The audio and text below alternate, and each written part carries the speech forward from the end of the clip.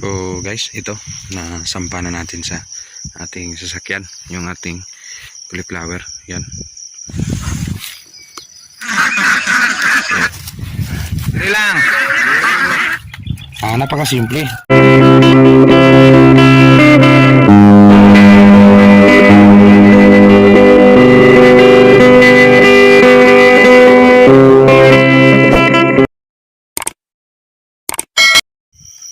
Sakto morning. So morning na guys ngayon. So kagabi natin ito tinira. So may nilagay na ako dito sa ating bukag o kaing. So ito yung pamaraan nito guys sa amin dito. Iba din sa ibang lugar. So kaya yung time check ngayon, so madilim. Pero umaga na guys ngayon. So nasa exactly 12:30 AM. So good morning, happy new year na lahat. So kagabi madilim na kami natapos. Yan. Hinilira ko na ganyan. So wala lang yung bubong, naka open air. Yan. So ganyan yung gusto ko because gusto ko siyang ma-steal yung freshness niya kasi ayaw ni cauliflower guys na gaya nito. So ito makita natin yan. So gusto ni cauliflower yung bulaklak niya is palaging fresh, so hindi maka-feel ng moisture sa kanyang bulaklak. It's because may re-reject yan pagdating ni buyer is nagda-dark color na yung kanyang bulaklak. So yun ang pinakaayaw ni buyer. So ngayon yung pinakita ko is yung bagong harvest. Tapos natin mga alas 7 na ng gabi, madilim na. So ngayon nag-iimpake ako para sa market. So yan, pinagay ko sa kaing para safety.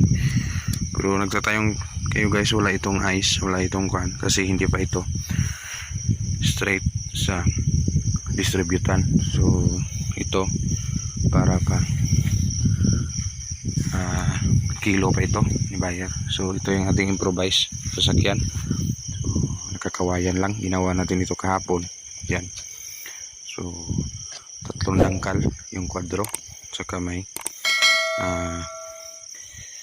pako ko na yung 2 inches na pako, dos. So tinali nung nakarang video, ginamit din tayo natin to sa talong. So malaking silbi ng ating service. So pwede pa sa ito, pwede pa natin kargahan. Ito tong lagay yan dyan at tapos to. So hindi ko napakita guys kung paano ito ginuha kasi madilim na. So agaw oras na yung ating harvest. So madilim na, saka ginuha namin is marami. So magpuno siguro itong may isa ako doon. So dalawang ganito siguro ito kung may pake. So ito mauna. So ilagay ko muna guys para makita. Ilagay dyan tapos dagdagan.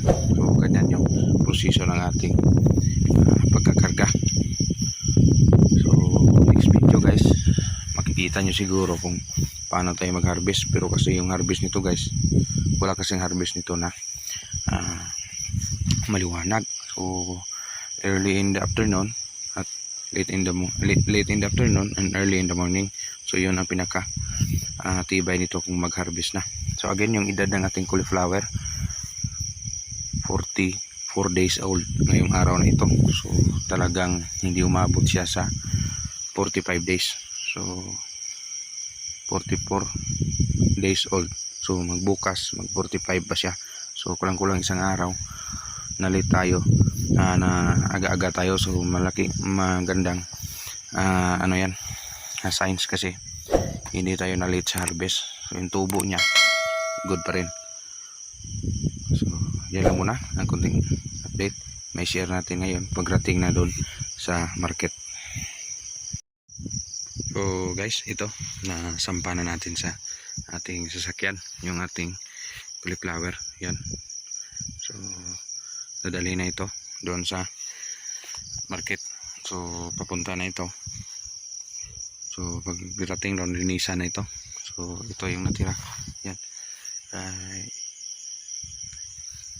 Tapos nito yung isa lagyan natin. So babalik din tayo maging packet saka karga. So yung trabaho natin dito guys is karga tapas. Karga tayo nagtapas yung kumuha at ito karga. So guys, bangan nyo lang, maglilinis tayo doon sa market.